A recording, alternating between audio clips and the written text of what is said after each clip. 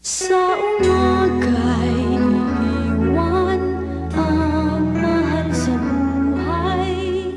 Mami, nakita mo ba si Jennifer? Sorry, sweetheart. Aalis na si Mami. Bye. Wari nga sa opisina, ngunit puso'y Nakita mo ba si Jennifer? nais makasama kung pwede lang sana. Si Trisha na sa phone.